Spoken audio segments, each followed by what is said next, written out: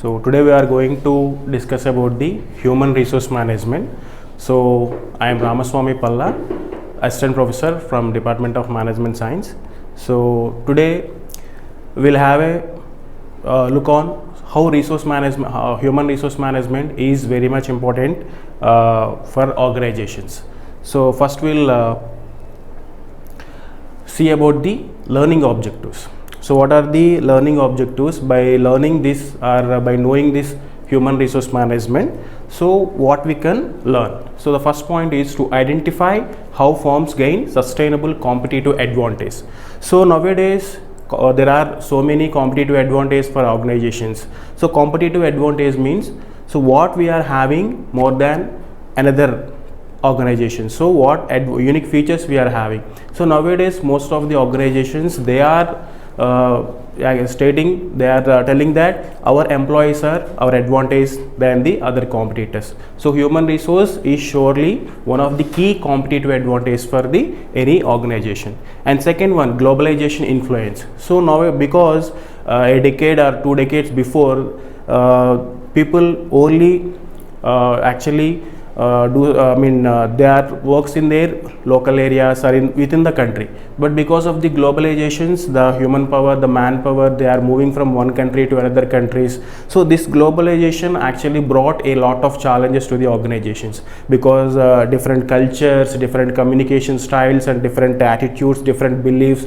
So these are the big challenges for the organization. So to meet those challenges and to deal with those challenges, a proper human resource management is also required. So what kind of challenges we are going to face and how to overcome them and how to handle with those things. So that is also we learn in human resource management. And impact of information technology on managing people. So particularly after this pandemic, so there are a lot of new working styles came into existence, like work from home, hybrid mode, so virtual, online learning. So there are different things that is actually playing a key role. So managing all those things, so how IT is going to impact this organization's culture and organization's effectiveness and all these things. So the impact of information technology also, and how it help us to manage the people also, we'll learn in this one. And role of HR in developing the intellectual capital. So developing humans and developing employees, how HR or human resource will help us also, we'll learn in this unit. And next, what is HRM? So in simple terms, if you want to understand what is HRM means, it is managing the human resource in an organization. So managing means nothing but aligning the employee personal goals along with the organizational goals, because the employee development means not alone his personal development, so his personal and professional development, so which helps to organizations to develop. So this is HRM. In HRM, what we will do means from recruiting the people, selecting the people, and training and development, giving training and development, and making performance appraisal and motivating the employees to work more and more and effectively. So all these will be a part of HRM. So in this slide you can see the proper definition of the human resource management.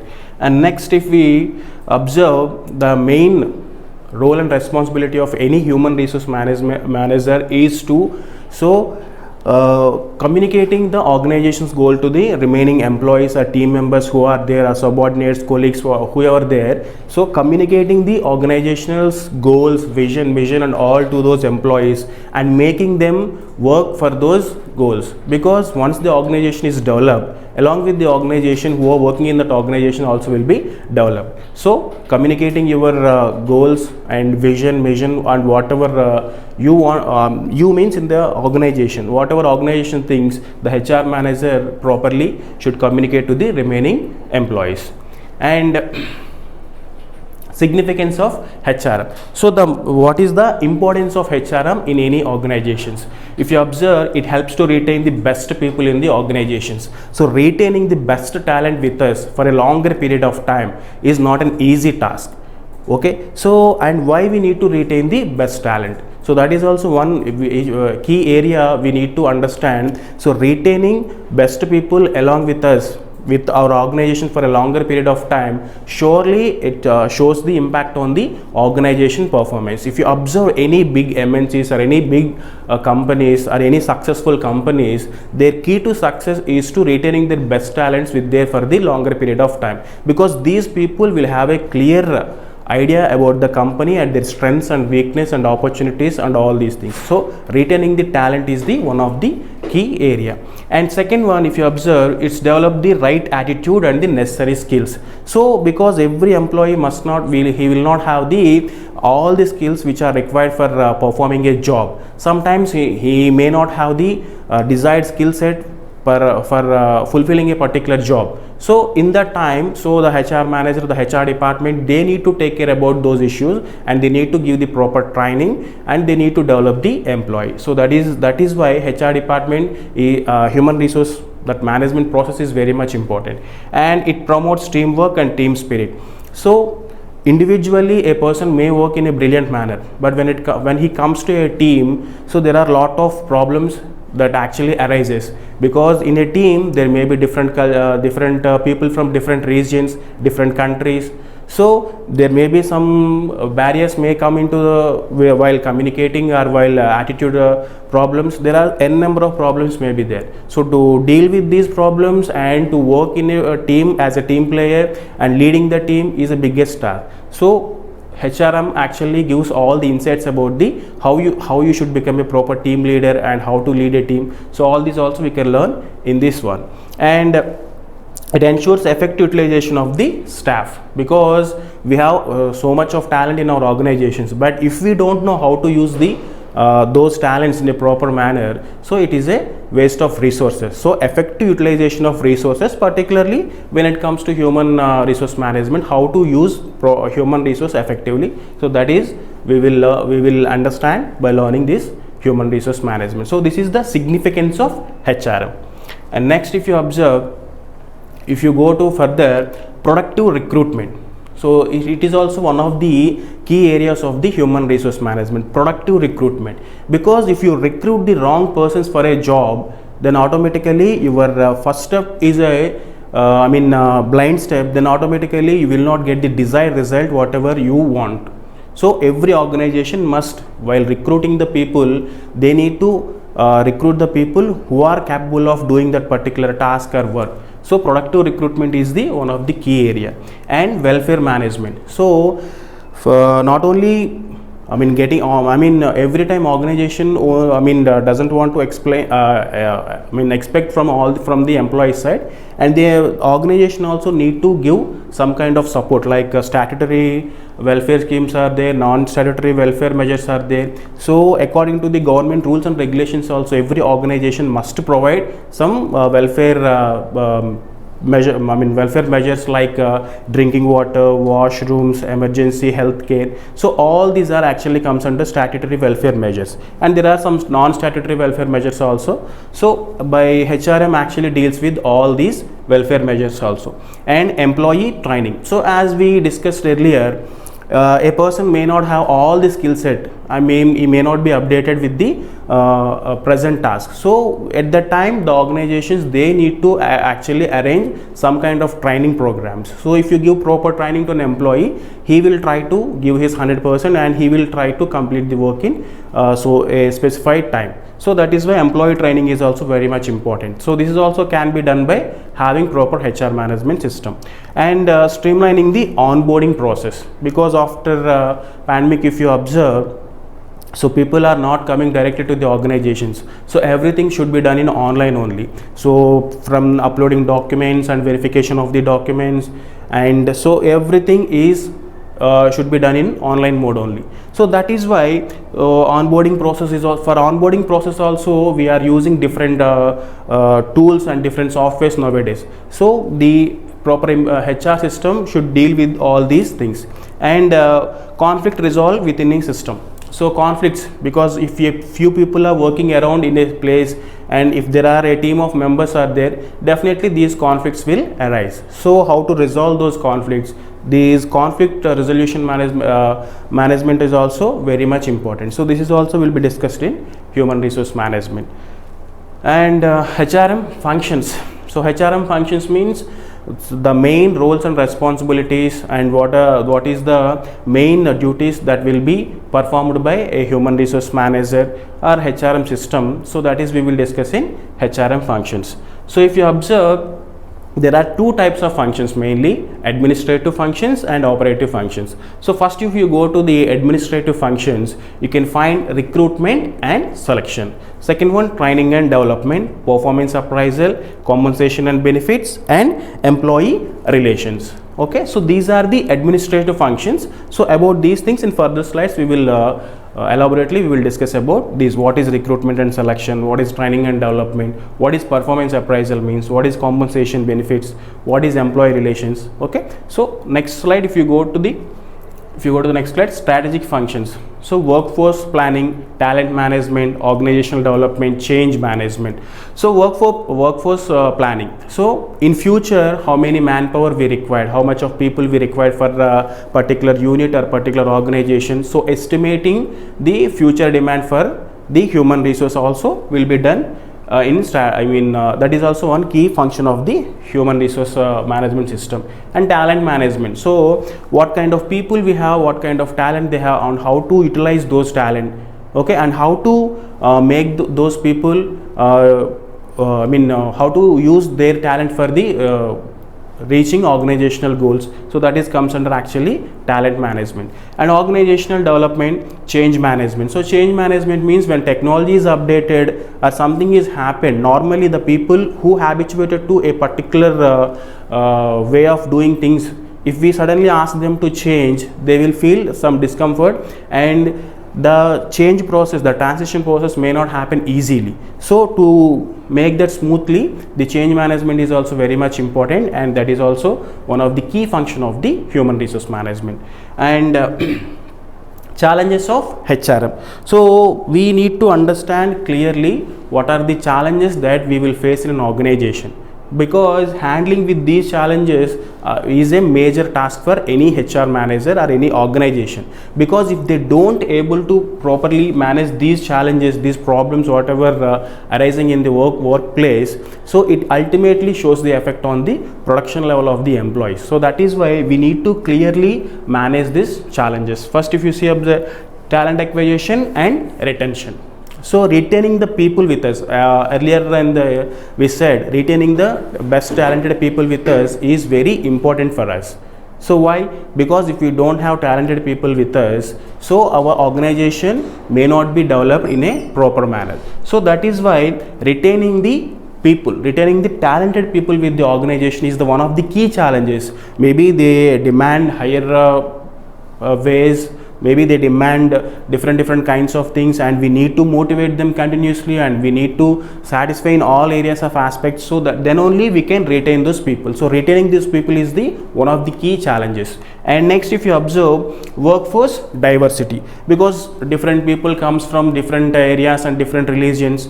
Okay, so managing all those peoples in one workplace is also one of the key challenge. And managing remote and virtual teams, because recently we got pandemic. So after the pandemic, already we discussed work from home is came into existence, and hybrid mode, 2 days from home, 2 days from office. So different things, different kinds of ways of doing works. So this is also one of the key challenges, because whether work from his home is because of it is there, if you observe whether they are working properly or not, whether they are doing the work from morning to evening or not, so it continuously monitoring through online is not possible, and effective monitoring is not possible at that time. So how to overcome that is also one of the key challenges of the HRM. And legal issues. So geography to geography, states to state, and country to country, normally what happens means the rules and regulations, the government rules and regulations, the labor laws, it will keep on changing. So that is why so many legal issues comes while dealing with these issues. So legal issues is also one of the key challenge. And technology disruption. So technology keep on updating. Okay, if we people do not update with the technology, so that is also one of the key challenges. So these are the major challenges. Not only these 5 challenges, along with these 5 challenges there are so many other challenges, but mainly these kind of challenges normally every organizations will face. So next, if we go, cross cultural problems. So cultural problems is the one of the main area that we need to concern about, because in the earlier slide we discussed about the globalization. So globalization, what happens because of the globalization, one country people is moving to another country to work there. So normally the first problem they face is the cultural problems. So cultural problems means different food habits you have, different dressing styles you have, different communication styles you have, different attitudes will have, different beliefs, different customs. So normally what happens means, when two different kinds of people come together to work in a place, their food habits or the dressing styles, because in these areas they may have some disagreements. Okay, so in these type of things actually shows a huge impact on the entire team production, productivity of the entire team. So that is why we need to carefully manage with these cross cultural problems. Like we have communication barriers, because if we go to some other country, normally nowadays every people will speak in English, but some countries they don't prefer to speak in English, like some Chinese countries and all these things, they'll prefer their own native language rather than the English. So then when these kind of situations arises, we don't know their language and they don't know our language. So if a common language, if there is no common language between us, so it is very difficult to share our feelings and to share our knowledge, and to do a work in those environment, it becomes very much difficult. And next, different work styles. So different work styles means, for example, if you take in our management system, we have different leadership styles. We have autocratic, we have democratic leadership styles, and we have different leadership styles. So normally in some democratic countries, in democratic leadership style, if you observe, the team leader will allow all the people to come and share their opinions, and according to that they will design a work process and all these things. Some autocratic leadership style, if you observe, they will decide what you to do. So these are also some different work styles also causes a lot of problems. And attitude towards authority. Just now we said that some people will show authority on you, but every people will not take it as in the same manner. Some people, they'll accept and they'll do the work, and they will not oppose with the person who is dealing with them. But some people, they don't want to take their domination and all these things. At those kind of times, what happens means, these their attitude will differs from person to person. If somebody is showing some kind of authority and aggressiveness, they'll react to in a different manner. If some other people saying dealing with smoothly, then they will react to that person in a smooth manner. So different attitude peoples and different other styles, these are all actually big cross cultural problems. And different values and norms, already we said. So values, beliefs, customs, all these are changes from one person to one person. Okay, maybe in dressing styles, maybe in religious aspects. So these values and norms will changes. And different expectations regarding work-life balance. So work-life balance is one of the key challenges for nowadays generation people, because if you work from morning to 9 to 5, if you have specific period of time, but nowadays because of the targets and because of the competition, the organizations ask the employees to work for more time and for more days. So maybe they are missing their personal life. So once they feel that we are missing of personal life means, then they won't be able to concentrate purely on the office work. So that is why balancing this personal life and balancing professional life and maintaining those two simultaneously in a peaceful manner is the biggest challenge. Okay, and these are the cross cultural problems. Again, I am not saying these 5 only are cross cultural problems. There are many, but mainly these we will see commonly in every organization. And the investment perspectives of HRM. So investment perspectives means, so what HRM actually gives to the organization. A proper HR management system, how it gives gives to the organizations. For example, recruitment and retention, talent development, performance management, all these are very much important for an organizations, because if any organization maintains proper recruitment, proper talent development, proper performance management, if they maintain these three systems effectively, then the organization will run in a smoothly, continuous production will happen, a good work environment will be established, and ultimately they could able to get the best output from the employees, and the organization surely will be developed. So this is investment perspectives of HRM. And HR planning. HR planning means is the process of analyzing organization human resource needs and developing strategies to meet those needs. So HR planning, how many people we required, at what time we required, and what kind of people we required. So actually all these comes under HR planning. Now HR planning involves, what steps will be involved in HR planning means forecasting future human resource demand. So forecasting human resource demand means in coming future, maybe for the next 5 years, if what kind of production we are, what kind of projects we are going to get, and what is the market scenario, and what kind of projects we may get for fulfilling or doing those projects, what kind of human resource we required, what kind of skilled people we required. So planning all those, forecasting and making arrangements for those meeting those demands is one of the key step in the HR planning. And identifying the necessary skill set and competencies. So because not only number of people, what kind of people, that means, for example, if we are going to get a digital marketing project for the next year or next 2 years, then we need to recruit the people who are skilled in the digital marketing. So like that, if you want to do some kind of other XYZ technology, we need to recruit that XYZ technology people. So competencies and skills, identifying and procuring those kind of people is also one of the key steps. And developing plans to acquire, develop and retain the necessary workforce. So we need to develop a particular plan, that means which help us to develop our existing employees and coming employees. So training and development programs. So that is also one of the key step in HR planning process. And the key steps involved in HR planning. So forecasting future HR needs, assessing the current workforce, developing HR strategies, implementation, evaluation. So all these are very key steps that actually involves in the HR planning.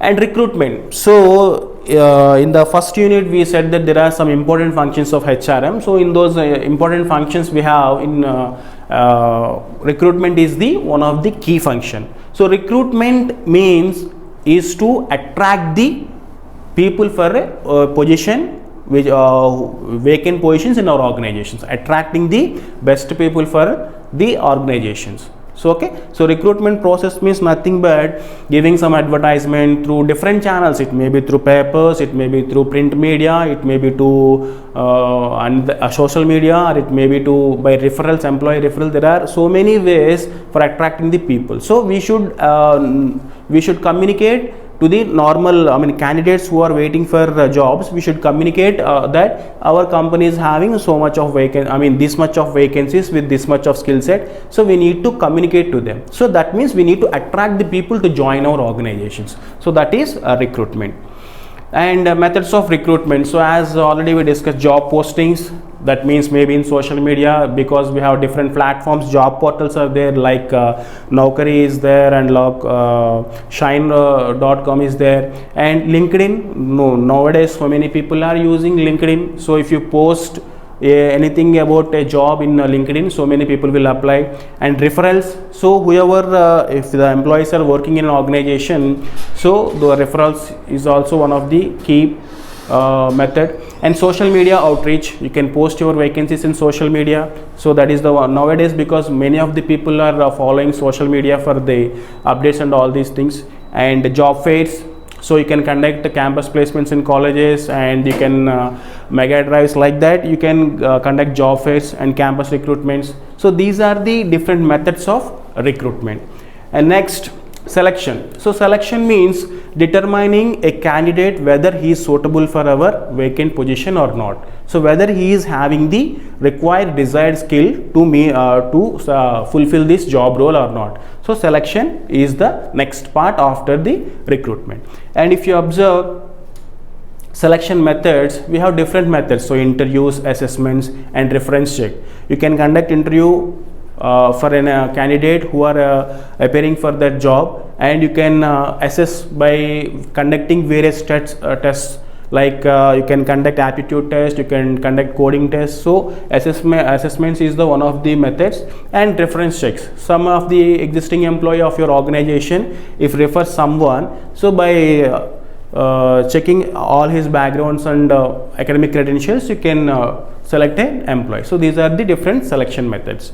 And sources of recruitment, so where you can get the candidates profiles, or from where you can get the information about the candidates. So internal resources, that means employee referrals and all these things.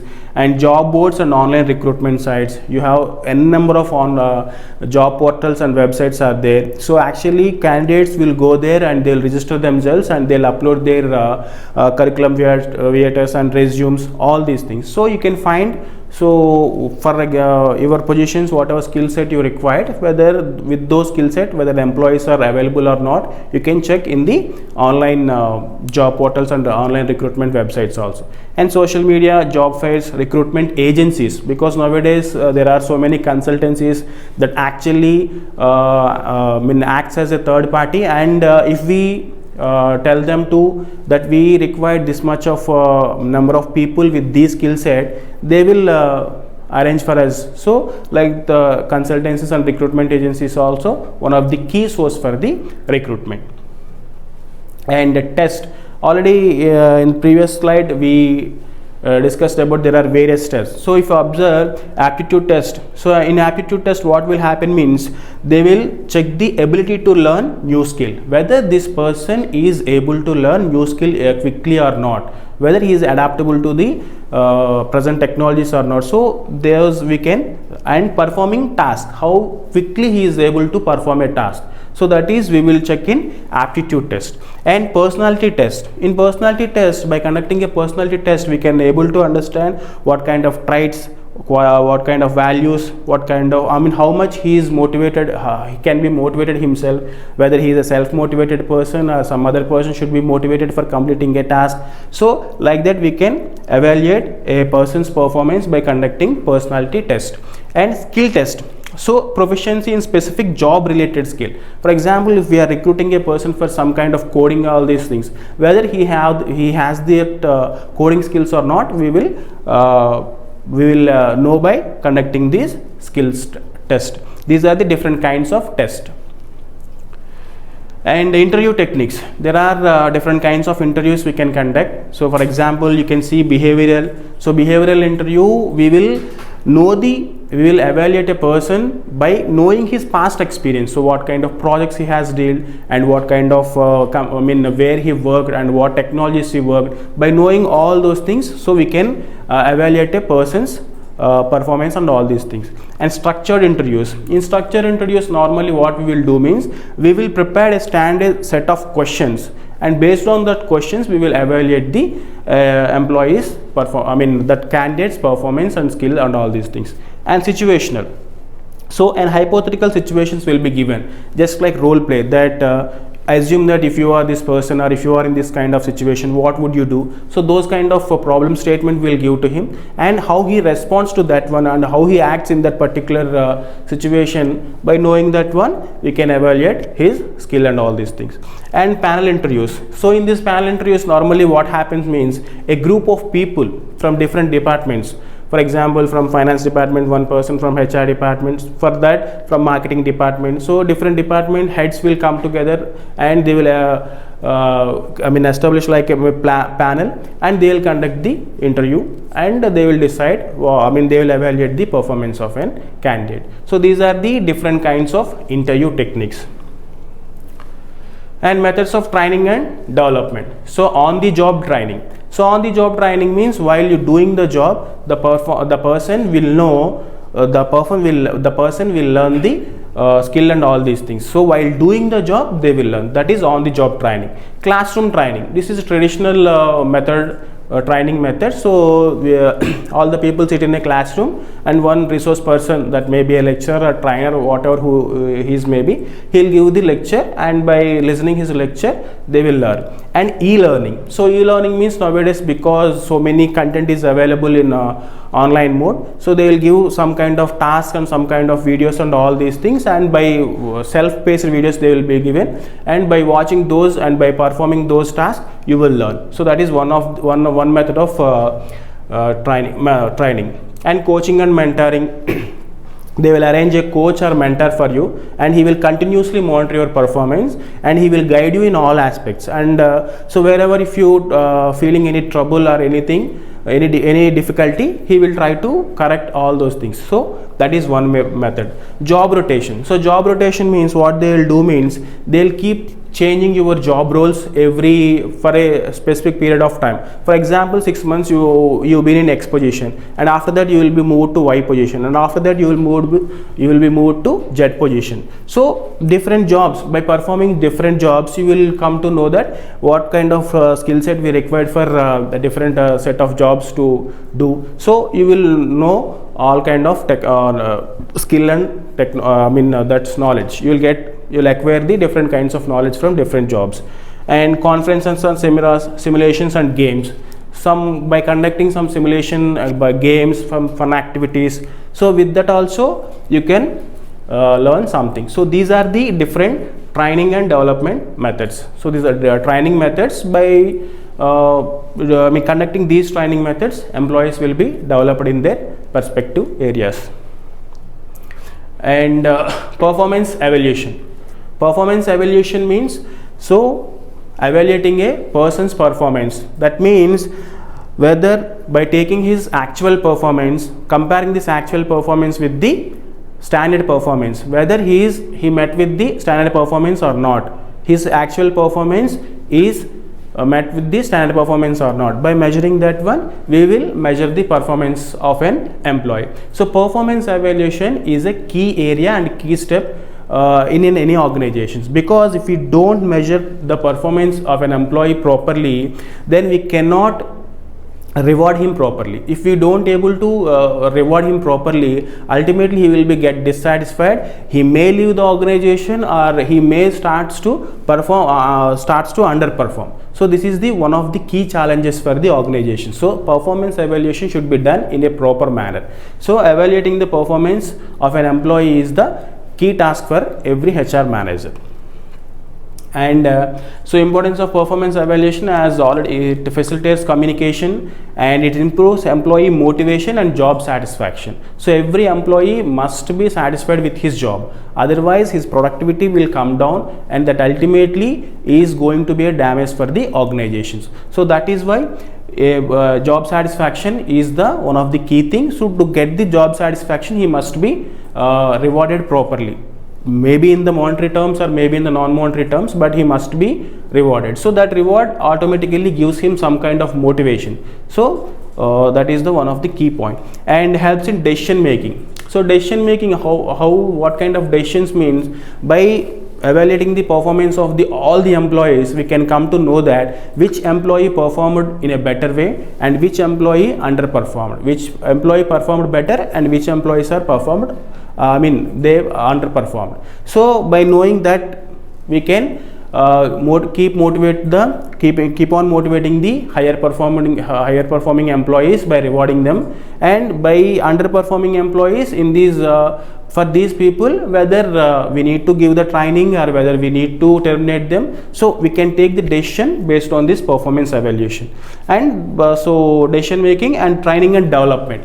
So who are performing low, whose performance is very low, for them we can arrange a proper training and development. So this is the importance of performance evaluation. And methods of performance evaluation means we have self-evaluation. That means we can ask the employee to evaluate himself. That means we can give a score sheet and we can ask him to give score for a particular task, whatever he has done from the past 1 year or from the past 6 months for a specific period of time, we can ask him to self evaluate himself. Or peer evaluation. So peer evaluations means there will be superiors, colleagues, different people will be there, so we can ask about that person, some ex-employee, how he is working. We can ask him, we can ask his colleagues, and they will give their ratings. So based on that also we can evaluate. And supervisor, so the immediate supervisor, maybe the manager or boss, whoever, the immediate supervisor also can evaluate the performance of an employee. And 360-degree evaluation. So this is the one of the main method normally many organizations use, 360-degree evaluation. That means in all areas they will ask the customers, they will ask the colleagues, they will ask the manager, and they will ask the team players. So everyone, from everyone they will collect the feedback regarding an employee, and they will decide their performance. So these are the methods of performance evaluation. So thank you. So in this video we learned about the key functions of the HR management system. Thank you.